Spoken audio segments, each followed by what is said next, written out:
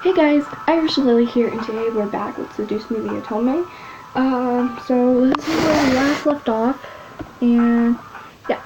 So anyways, actually before we start getting into the video, quick announcement, I'm not going to be on for a couple of days. I'm not too sure, because because I'm going to be busy. And yeah, I'll tell you the real reason why when I come back, because anyways, so yeah, let's get into the video. Should have stopped him and finished it here. For once, Matthew, I agree with you.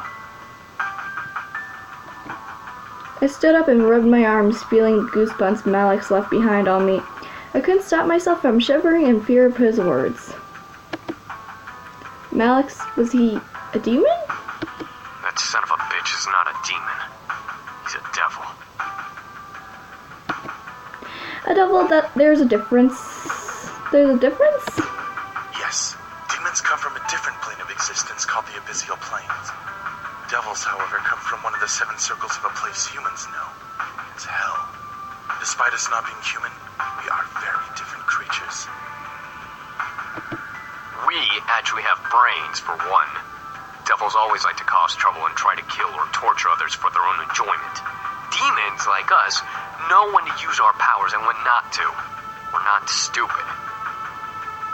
Says the guy that forced a kiss on me. Devils follow orders from higher-ups in their order, and their power only comes from their connection to hell. Demons all have free wills and don't rely on where they came from to use their powers. This was all so confusing. Demons and devils and magic all existed, and I happened to land in the middle of it. What do we do? You're safe. You've been protected as well. What? What Damien's saying is that the magic that protects this place also protects you. Your grandfather must have cast it when you last saw him or something of that nature. We can sense its aura around your body. I couldn't believe my ears. It was the third day of surprises, and this one took the cake in being the most surprising. I felt my head spinning once again. What did I get myself into? Miss, please don't worry. We'll find a way to train ourselves and become stronger to finally finish this feud. I'm gonna kick his ass right now. Same language, even though I kind of just went off the handle earlier, but... Until then, we'll protect you as much as we can. If Malix comes back, we'll be here for you. But what about going outside, won't he? Like we said, you have a protection spell on you. Even if Malix attacks you, he won't be able to use his magic on you. He'd be just like any other human you can fight back against. Didn't you say you knew Taekwondo? Well, yeah. I felt somewhat relieved that I was mostly safe from Malix. Still, I could not help but feel very nervous and apprehensive about the future. The boys were safe here to train and become stronger, but what if Malix did the same? Even more so, I was lost about how my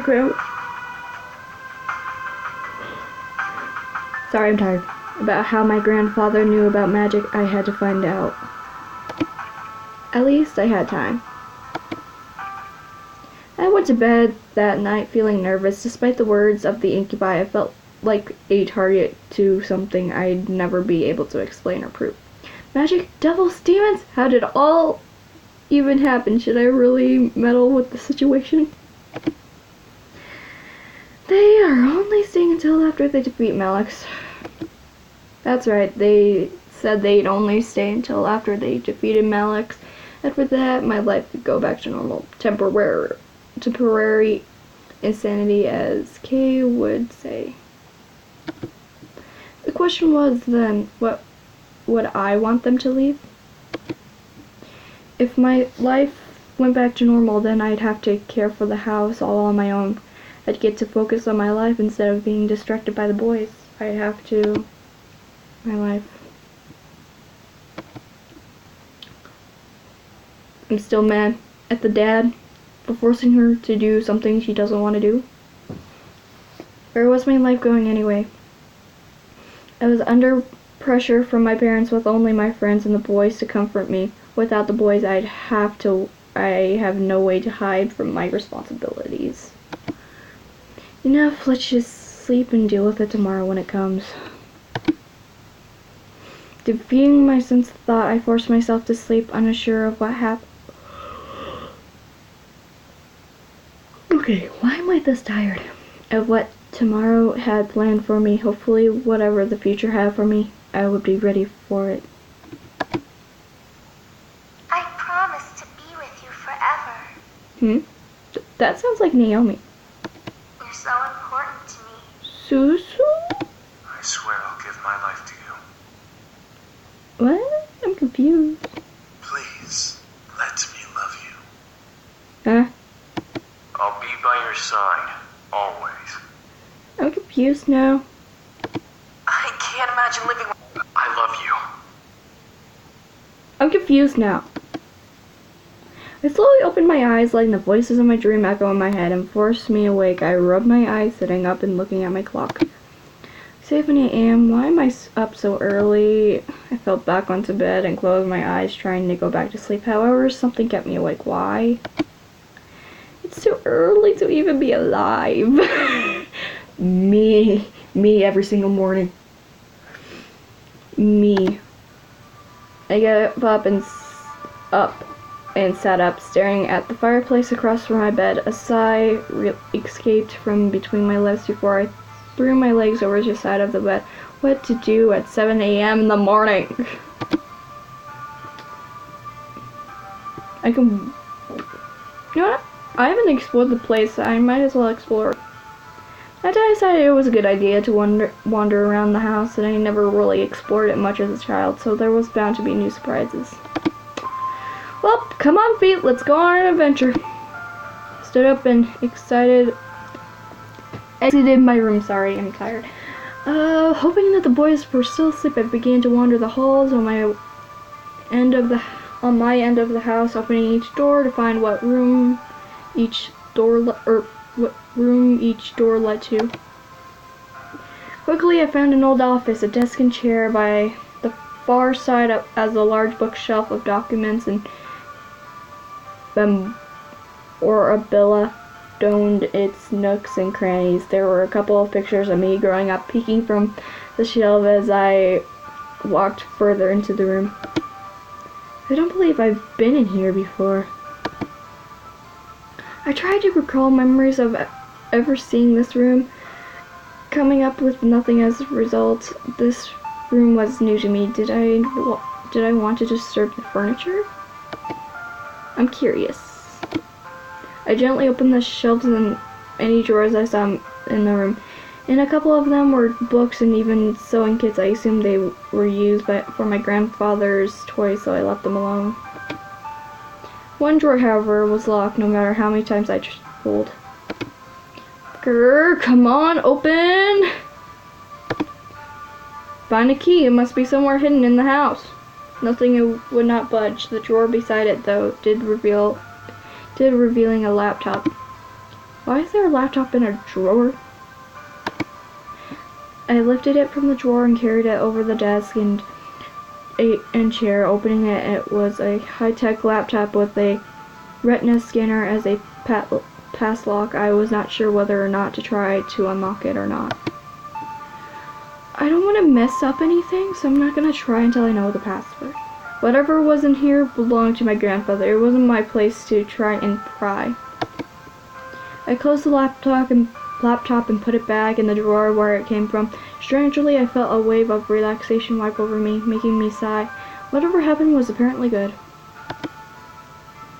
I returned to bed, feeling the weight of the morning drag me under my covers. To try sleeping again. I had energy, but I wanted more sleep. It was Sunday. Nothing was happening today. Come on, eyes, back to sleep. I shut my eyes and tried to slow my breathing. I looked at my phone to check the time once again. It was noon, yet it felt like I had slept for much longer. Why is time going slowly? Or why is time so slowly? I sighed, got changed into normal clothes, and went out to the main hall and sat on the stairs. Sundays were very boring. However, the muffled sounds of battle caught my attention. Huh? I quickly went out to the backyard in response to the noise I had heard. In the yard were all 5 of the boys practicing fighting. Sam was in the middle, with the other 4 surrounding him and throwing punches and kicks at him. Sam, being the strongest of the bunch, blocked and dodged each almost masterfully. I'm not gonna disturb them. I just watched the boys. They were very much in their own world, focusing on the training they all were in. It would better not to just disturb them. I checked the time, decided to head inside to the kitchen. I was getting hungry, and I'm sure the boys would need to eat something soon. Lunch was a must. So lunch was a must. Might as well make lunch today. It's been a while since I cooked. Lunch wasn't particularly hard. I decided to make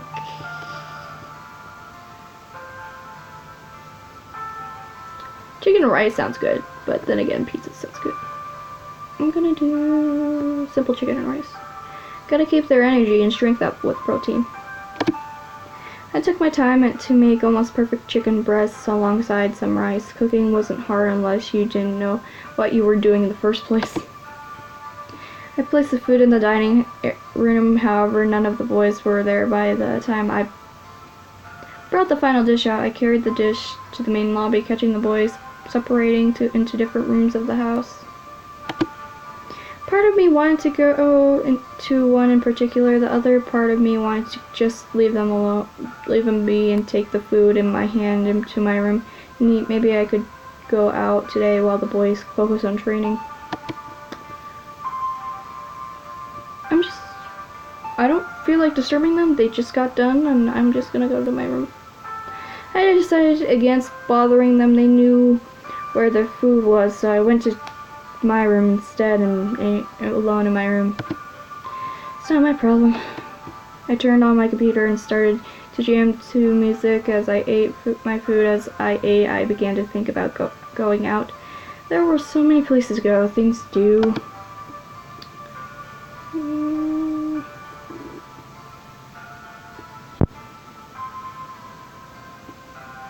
It was Sunday, and I felt the need to see my grandfather. It has been 3 days since he had been buried, and the cemetery was only a short walk away.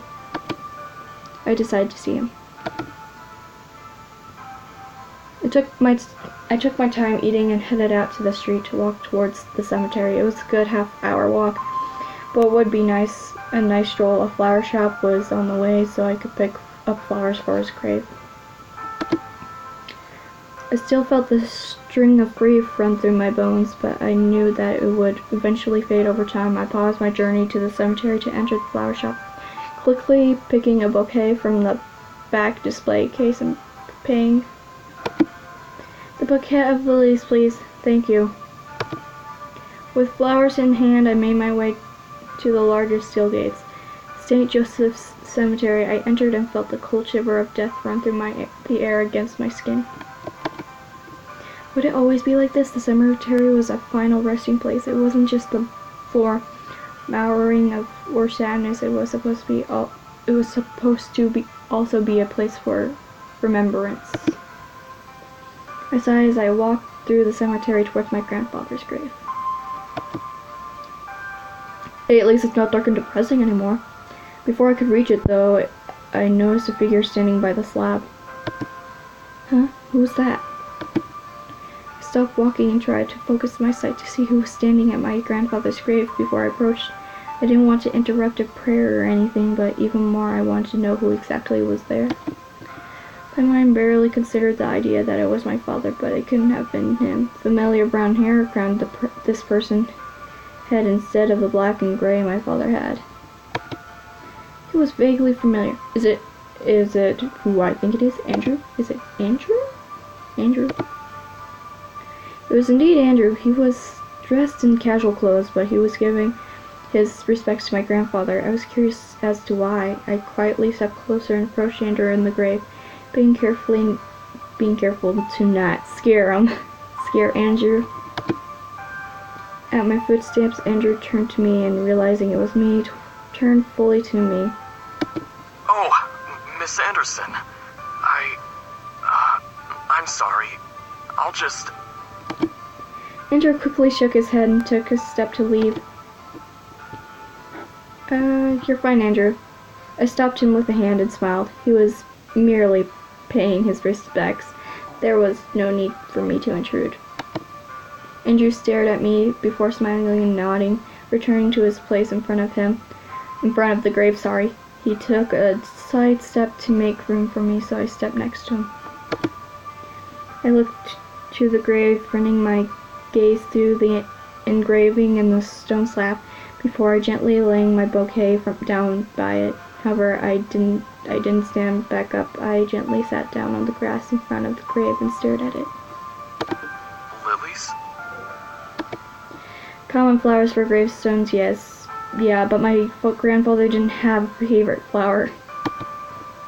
I heard and felt Andrew gently crouch down and sat beside me. I turned my head to look at him, catching him nodding in acknowledgement to my statement. I turned back to the grave, letting out a small sigh. So, can I ask you why you came here? I came to pay my respects. He was someone I really idolized. Oh, I feel bad. I feel bad because the dad was being a jerk and I feel bad. I turned my head to him again, confused. Idolized? He inspired me to work hard and make people happy. When I interned for his company, he was the first person to greet me at the doors with open arms, even before my father. I almost couldn't believe what I was hearing. However, the look in Andrew's eyes made my heart break. He truly idolized my grandfather like he was his own grandfather. Your grandfather was an amazing man, but I'm sure I don't have to tell you that. He treated me better than my dad ever could. All my dad cares about is me becoming the CEO. But Harold Anderson? No. I could practically feel my lips move in sync with Andrew's as he continued to speak, almost hearing my grandfather speak alongside him in the air. He said, "Don't worry about it so much. You have plenty of time to decide. Besides, you should do what makes you happy instead." Why?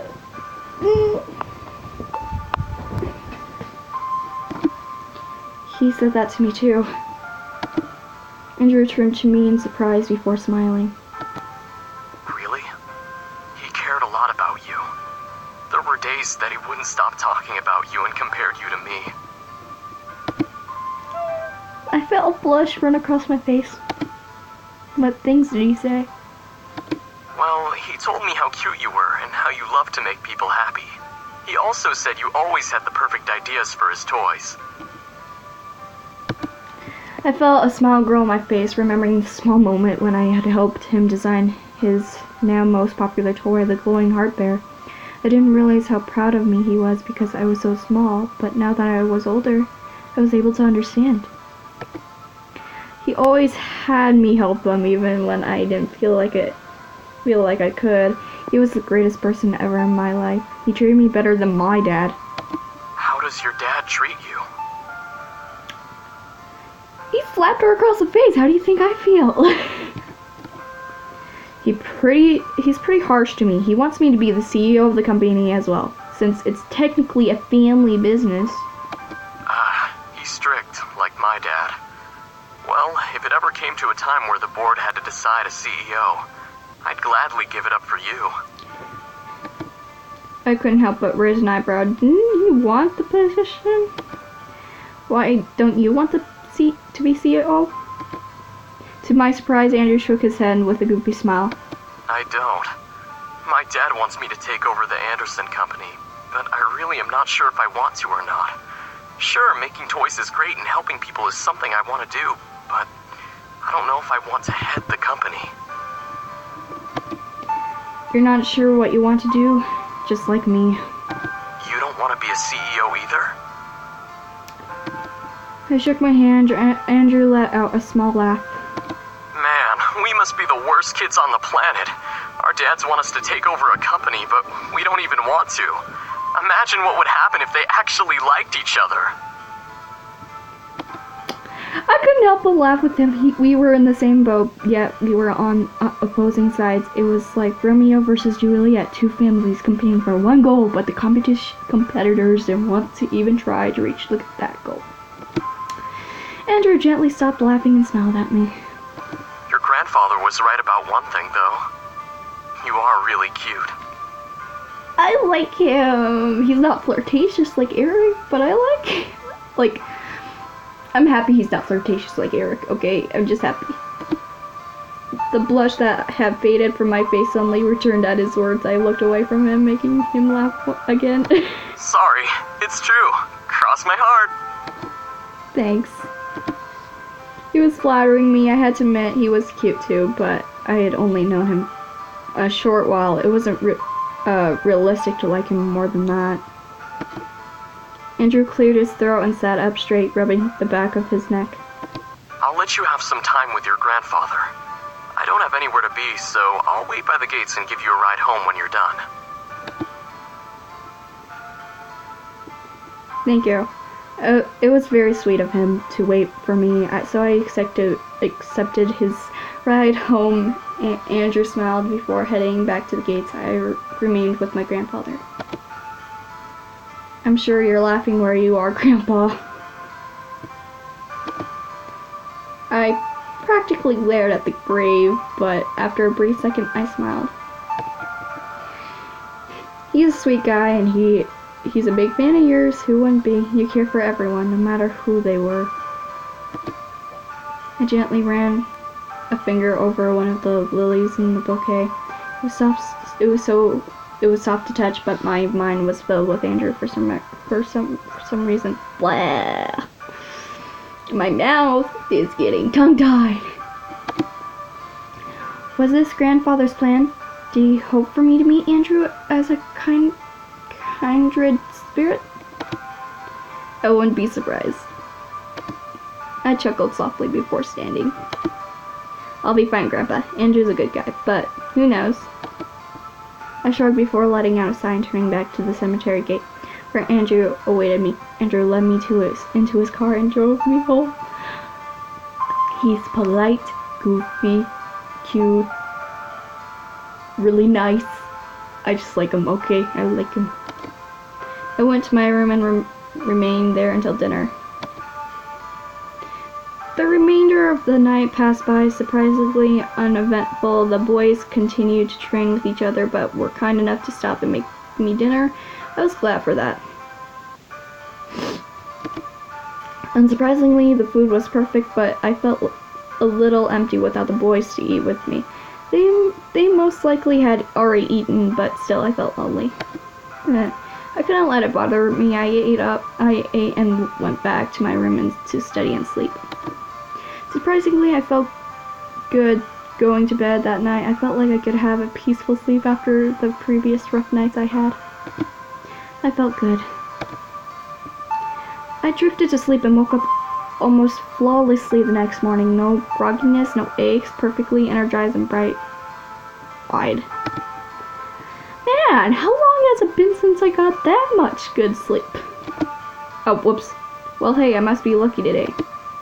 Karma owed me some luck after all. I had gone through in nearly a handful of days. I deserved to get some good luck. Ecstatic for the day ahead, I turned off my alarms before they could ring and got dressed. However, my phone started to quickly buzz from an incoming text. Huh? Who's texting me this early? Yo, Anderson! You're carpooling with us from now on. We're not letting you waste your money on a bus. Get ready and be at your gate at 7 stat. Right, it's school day. I smiled. My friends were the best. I couldn't drive yet and I didn't have a car, so it was awesome that my friends would let me carpool. I checked the time, 6:30. Perfect, I can eat some breakfast before they come. Packed my bag. Sorry, getting into a better position. I packed my bag and carried it downstairs into the kitchen. I quickly made myself coffee and toast, not having time for anything big. I let out a soft sigh of happiness as I sipped my coffee. I felt great and I felt like nothing could stop me today. Come at me, Day. I'm ready for you. Looked to the time again. Time to go. I quickly rushed to the doors, checking myself in the passing mirror. I wasn't wanting to impress anyone, but I still needed to look decent. Right on cue, Naomi drove up to the gates with Suzu waving me down. I rushed out the door and we headed to school talking about the homework and in the coming day. Well, we made it into the school without a hitch. Our lockers were in the same part of the hall, so we quickly unloaded what we needed to and got our important books and accessories. First incident of the day. Oh, okay, that's good. As I walked towards Suzu and Naomi, who were both waiting for me on the opposite side of the hall, something hooked my ankle and made me fall forward. What? Ah, whoa! Ow! Hey, are you okay? Who did that? Her. The three of us looked back to see Lisette and her gaggle of friends. Lisette had a look of complete innocence while the girls around her giggled like no tomorrow. Why, you little... Suzu, don't! I felt a giant fire of anger burn in my stomach as I stared at Lisette. Today was not the only time this had happened to me. However, it was now clear who was behind these incidents. Even if she was innocent and one of her goons did it, it was now obvious that Lisette was the mastermind just from the look on her face. She was no friend, nor would she ever be. I had to do something.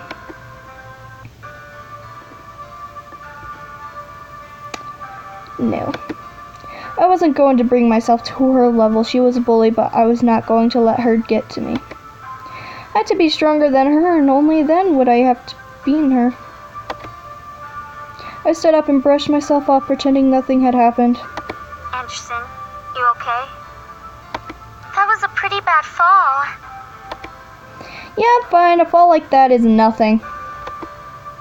I merely smiled at them, not wanting to let them know the pain rushing through my body from the fall. My arms were quaking, my shoulders were pulsing, but I remained content-faced. I quickly gathered up my belongings and nodded to my two friends. Come on, we'll be late for history. Suzu and Naomi looked at each other before frowning and nodding to me. Naomi and Suzu flanked me as we began to walk to class away from the gaggle of bullies. As we walked, I could barely see Suzu flipping the middle finger to the group behind us from the corner of my eye. Friggin' bunch of Lisette feet lickers. I agree with you there. That's gross, Suzu. It's true. It's all OMG! Lisette is the best! Let's follow her around because we obviously don't have lives. Naomi and I could not help but laugh. The group behind us, however, did not like Suzu's words. At least my dad doesn't screw around in the black market to keep a stupid casino running.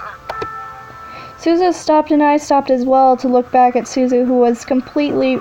Naomi and I stopped as well to look back at Suzu, who was completely red in anger.